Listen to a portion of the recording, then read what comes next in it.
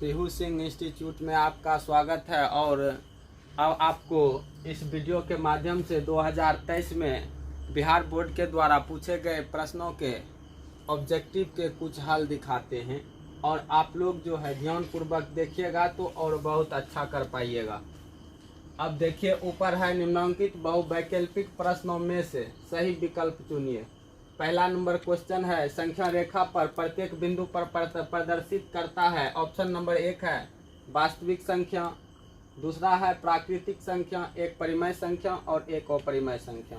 तो इसका option number ए हो जाएगा।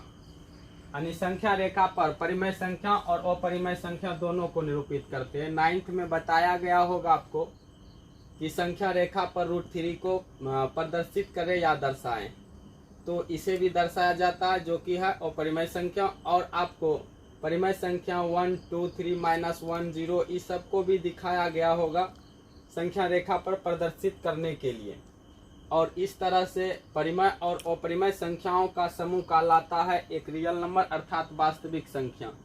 आगे है आपका क्वेश्चन नंबर 2, निम्नलिखित में से कौन सा भिन्न दशमलव प्रसार संत होंगे।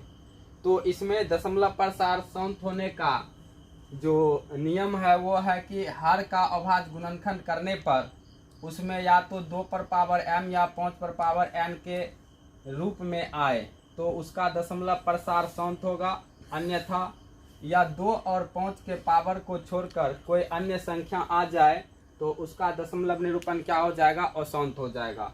जैसे इसमें देखिए 11 अब बाय है 700, तो इसमें आप 7 का अभाज्य गुणनखंड कीजिएगा, 2 0 को हटा दीजिए यदि, तो यहाँ 7 एक्स्ट्रा आ जाता है। और इस 7 के आने से जो है इसका दशमलव प्रसार हो जाएगा असंत। यहाँ पर पूछा जा रहा है कि कौन सा दशमलव प्रसार संत होगा, तो ये भी आपका नहीं होगा क्योंकि इसमें 3 और 7 तो निश्चित रूपेण आ जाता है और 2 0 को छोड़ने पर यहाँ 3 और 7 आ जाता है, इसीलिए इसका भी दशमलव प्रसार क्या हो जाएगा, असंत हो जाएगा। अब ये देखिए 7 पर पावर है 3 और ये जो है 343, ये दोनों कट गया, कैंसिल हो गया, अर्थात यहाँ पर बच गया 2 पर पावर m और 5 पर पावर n के रूप का। तो इसका ऑप्शन हो जाएगा सी नंबर। आगे जा रहा 3 का क्वेश्चन है, सबसे छोटी पूर्ण संख्या जो 16, 20 तथा 24 प्रत्येक से भाज्य हो वह क्या है। तो सबसे पहले तीनों संख्या लिखिएगा, उसका एलसीएम लीजिएगा। बड़ा छोटा नहीं करो, गड़बड़ाइए जाएगा। बड़ा छोटा करेगा गड़बड़ाइए देगा। बड़ा छोटा करो, काट हिलाएगा। क्वेश्चन नंबर 3, सबसे छोटी पूर्ण संख्या जो 16, 20 तथा 24 प्रत्येक से भाज्य हो वह है। तो इसको ज्ञात करने के लिए पहले तीनों संख्या उसका निकालेंगे एलसीएम, उसके बाद जो होगा एलसीएम निकालने के बाद सबसे पूर्ण संख्या ज्ञात कर लेंगे। पहले 2 से लगाइएगा, आएगा 8, यहाँ पर 10, उसके बाद 12, फिर 2 से लगाइएगा तो यहाँ आएगा 4, 5 और 6, फिर 2 से लगाइए, यहाँ 2 आएगा, 5 आएगा और यहाँ कितना आएगा, 3 आएगा। तो अब एलसीएम इक्वल टू हो जाएगा 2 दूनी 4, 4 दूनी 8, 8 दूनी 16, 16 85, 80 तिया 240। तो 240 को तोड़ जोड़ के देखिए, यहाँ पर यदि शॉर्ट में चलते हैं तो 2 का सिंपल जोड़ा लग गया, 2 का यहाँ भी जोड़ा लग गया। अब जोड़ा लगा किसका किसका नहीं है, तो एक 5 का नहीं लगा हुआ है और एक 3 का नहीं लगा हुआ है। तो इसको जोड़ा लगाने के लिए पूर्ण वर्ग संख्या का मतलब होता है किसी संख्याओं का वर्ग। तो वर्ग का अर्थात होता है किसी संख्या का वर्ग होनी चाहिए। तो वर्ग में जोड़ा अभाज्य गुणनखंड करने पर उसके सभी संख्याओं या अंकों का जोड़ा आना चाहिए। तो यहाँ पर 2 2 का जो है 2 बार जोड़ा लग गया और 5 और 3 बचा हुआ, इसलिए इसको जोड़ा लगाने के लिए एक 5 और एक 3 और दे दीजिए। तो अर्थात 15 से गुना कर लीजिए, इसमें जितना आएगा आपका वही आंसर हो जाएगा। 15 का 0, 15 चौक 60 का 0, 15 दूनी 30 और 30 6 36 हो जाएगा। तो आपका 3600 आंसर, यही आपका सही आंसर होगा।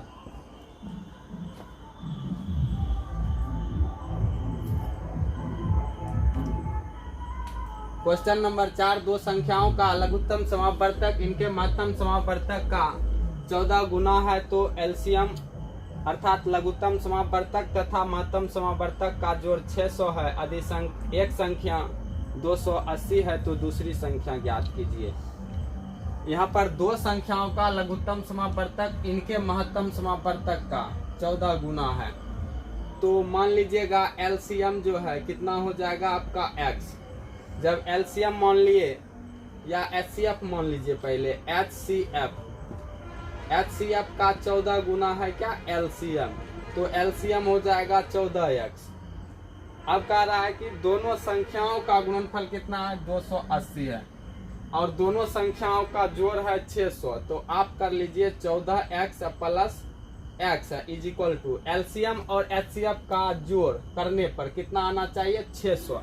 यहाँ पर दे दीजिए आप 600, ये दोनों को ऐड करने पर यहाँ 15x इज इक्वल टू 600 आएगा, इसीलिए x इज इक्वल टू 600/15।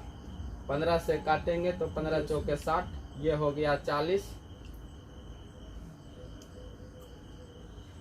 अब x का मान एचसीएफ का मान हो गया 40 और एलसीएम का मान हो जाएगा 14 चौक 56 560। इस तरह से कह रहा है कि यदि एक संख्या 280 है तो दूसरी संख्या ज्ञात कीजिए। एक संख्या कितना है 280, तो दूसरी संख्या बराबर फॉर्मूला होता है एचसीएफ एलसीएम गुना एचसीएफ बाय में होता है पहली संख्या या एक संख्या। एलसीएम कितना दिया हुआ है आपका, एलसीएम आया है 560 गुना एचसीएफ आया है 40, बाय में है आपका पहली संख्या दिया हुआ है 280। 28 दूनी 56 कट गया, 40 दूनी 80 और इसका सही आंसर हो जाएगा ऑप्शन नंबर बी। अब क्वेश्चन नंबर 5 है संख्या 23.43 अर्थात 23.43 को p बाय क्यू के रूप में लिखें, जहां p और q पूर्णांक हो, q does not equal to 0 के रूप में प्रकट किया जा सकता है। तो जब किसी संख्या का दशमलव का हल करते हैं तो दशमलव को उड़ाने का रूल होते हैं 23.43 देते हैं और ये दशमलव उड़ाते हैं तो दशमलव के बदले में उसके नीचे 1 देते हैं और दशमलव के बाद जितने अंक रहते हैं उतने 0 देते हैं, अर्थात इसका सही आंसर क्या हो जाएगा ऑप्शन नंबर बी। आगे चलिए क्वेश्चन नंबर 6। क्वेश्चन नंबर 6 है यदि f(x) is equal to 2x² plus 6x minus 6 का शून्यांक अल्फा और बीटा है तो ज्ञात क्या करना है alpha plus beta, alpha into beta. तो इसमें ऑप्शन दिया हुआ है alpha plus beta is equal to alpha beta, option B में alpha plus beta greater than alpha beta, alpha plus beta less than alpha beta, D alpha plus beta plus alpha beta is equal to 0।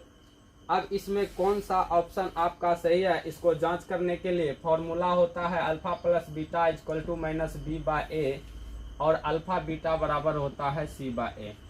तो दोनों का हल निकालिए और देखिए किसमें fulfil कर रहा है, उसी के अनुसार आप ऑप्शन टिक कर सकते हैं। आप x² का जो गुणांक होता है a का मान, x का गुणांक जो होता है b का मान, अचर पद जो होता है वह c का मान होता है। अब इसमें वैल्यू पुट करने पर b का वैल्यू 6 बटे में हो जाएगा 2, तो ये हो जाएगा -6/2 इज इक्वल टू -3। अब आपका अल्फा इंटू बीटा सी बाय ए होता है तो 6/2 करेंगे तो इसका भी हो जाएगा -3। तो अर्थात alpha plus beta is equal to alpha beta, इसका सही आंसर हो जाएगा option number A. Question number 7 रैखिक समीकरण युग्म x plus 2y is equal to 5 तथा 3x प्लस 12y बराबर 10 का एकल हल होगा, कोई हल नहीं होगा, एक से अधिक हल होगा, अनंत हल होगा, बहुआयामी हल होंगे। तो इसके लिए आपको 3 कंडीशन याद रखने पड़ेंगे। 2 चर वाले रैखिक समीकरण के 3 कंडीशन होते हैं। जब आपको कंडीशन याद रहेगा तो ऑब्जेक्टिव पूरा हल हो पाएगा, अन्यथा एक भी क्वेश्चन हिलेगा नहीं। इसलिए कंडीशन पहले आप लोगों को याद कर लीजिएगा। कंडीशन होता है a1/a2 is equal to b1/b2 is equal to c1/c2। इसके कितने हल होंगे, तो इसके अनंत हल हो जाते हैं। और अर्थात a1/a2 does not equal to b1/b2, इसके लिए अद्वितीय हल होते हैं, अर्थात एकल भी कह सकते हैं। अद्वितीय का अर्थात अर्थ होता है कि दूसरा कोई हल नहीं, सिर्फ और सिर्फ एक ही हल होंगे, और वो एक हल क्या होंगे वह हम भी दिखाते हैं। आगे आपका तीसरा कंडीशन होता है a1/a2 is equal to b1/b2 does not equal to c1/c2। इस तरह जब कंडीशन आते हैं तो इनके कोई हल नहीं होंगे। तो आपको इसमें तुलना करना पड़ेगा x का गुणांक पहले समीकरण से। जितने भी समीकरण दिए रहेंगे दो चर वाले रैखिक समीकरण में, और उस प्रत्येक समीकरण को पहले शून्य के बराबर करना पड़ता है। यहाँ पर हम डायरेक्ट भी करेंगे, आंसर आएगा इतना, लेकिन नियम जो कहता है ना वह कहता है समीकरण को शून्य के बराबर कर ले, उससे a1 b1 c1 और a2 b2 c2 का वैल्यू ज्ञात कर ले। x का गुणांक जो होता है a1 का वैल्यू होगा, y का गुणांक जो होगा b1, और अचर पद जो होता है वह हो जाता है c1। दूसरे जो समीकरण होंगे उसमें x का गुणांक a2, y का गुणांक b2, अचर पद होता है c2। तो a1/a2 करके देखते हैं, इसका वैल्यू हो जाएगा 1, इसका तो 2 दिया हुआ है। एक a1/a2 करेंगे तो 1 आ जाएगा 3, a1/a2 बराबर 1/3। दूसरा है b1/b2 करने पर 2/12 आएगा। तो b1 बाय करेंगे b2 बराबर हो जाएगा, इसका जो b1 का जो गुणांक है वो है 2, और b2 का जो वैल्यू है वो 12 होगा। 2/12 करेंगे, 2 6 12 कटेगा तो आ गया 1/6। दोनों आपस में बराबर नहीं हुए, अर्थात इस कंडीशन को फुलफिल कर रहा है, इसलिए इसके कितने हल होंगे, तो अद्वितीय हल इस ऑप्शन में नहीं है, अर्थात इसमें ऑप्शन नंबर 1 एकल हो जाएगा। आपका आंसर सही आंसर होगा एकल हल। अब आपको क्वेश्चन नंबर 8 दिखाते हैं। निम्नलिखित में कौन बहुपद नहीं है? बहुपद का जो डिफिनीशन होते हैं वह होते हैं चर x में ऐसा बीजीय व्यंजक जिसमें x का केवल ऋणात्मक पूर्णांक ही घात के रूप में या आरोही या अवरोही क्रम में व्यवस्थित हो।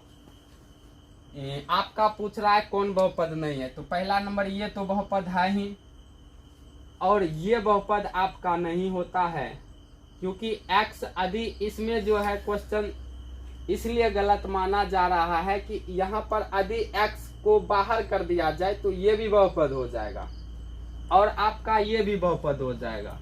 ये तो बहुपद है ही क्योंकि दोनों पूरा का पूरा नीचे आया है। x का ऐसे भी घात क्या है, इसमें भी ऋणात्मक पूर्णांक, यहाँ 2 दे दिया गया है जिसमें कि x का घात इसमें भी ऋणात्मक है और इसमें भी पूर्णांक नहीं है, अर्थात इसमें जो है आप इस दोनों में से किसी को मारते हैं तो दोनों में से आपका दोनों सही हो जाता है, क्योंकि x का यहाँ पर पावर है, x किसके अंदर है, रूट के अंदर है।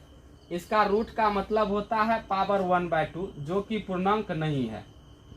और यदि किसी बहुपद में x का घात पूर्णांक के रूप में नहीं आए या ऋणात्मक पूर्णांक आ जाए तो वह बहुपद नहीं होते हैं, अर्थात इसमें आपका दोनों में से किसी को मारिएगा दोनों सही होगा। आगे बोलिए क्वेश्चन अब आपका है 9 नंबर। ये 2 चर में रैखिक समीकरण का क्वेश्चन लग रहा है, लेकिन है एक ही चर दिया हुआ और ये सिंपल वे में आपको हल करके दिखा दिया जाएगा। जैसे कि आपको क्वेश्चन ये दिया है 0.3x minus 0.37 is equal to 0.37x minus 0.3। x वाले जितने भी गुणांक हैं उस सबको एक साइड करने पर ये 0.3x होगा माइनस 0.37x होगा इज इक्वल टू हो जाएगा। इसमें भी डाउट इसलिए दिया गया कि इसमें दशमलव दिख नहीं रहा है और आंसर में कुछ त्रुटियां आ सकती हैं। अब इधर भी माइनस 0.3 प्लस हो जाएगा 0.37, तो आपको घटाना है इसमें से, अर्थात इसमें दशमलव के बाद 1 अंक है तो 1 0 दे के 2 अंक पूरा लेते हैं। जब घटाएंगे तो ये हो जाएगा आपका 0.07x माइनस में और ये हो जाएगा आपका 0.07 और इसीलिए x बराबर हो जाएगा 0.07 और y होगा -0.07 कट के इसका आंसर हो जाएगा -1 और इसका सही आंसर ऑप्शन नंबर ए होगा। इसी तरह से आपको इसमें कुछ क्वेश्चन जो है अशुद्ध दिए गए हैं, फिर भी हम सही करके बनाने का प्रयास करेंगे। इस तरह से आप लोगों को बेहतरीन करने का प्रयास करना होगा, कुछ मेहनत आप लोगों को अधिक करना होगा। आगे आपका क्वेश्चन नंबर 10 है, 6x⁴y तथा 12xy का महत्तम समवर्तक। तो महत्तम समवर्तक निकालते हैं अभाज्य गुणनखंड विधि से। 6x⁴ है और y है और 12xy है। इस दोनों में जो कॉमन आएगा वही आपका एचसीएफ हो जाता है। 6 तो दोनों में मिल ही रहा है तो 6 आ जाएगा। x मिल रहा है, x⁴ है, इसमें 1 है तो x भी लेंगे और y भी लेंगे। इसका सही आंसर क्या हो जाएगा 6xy।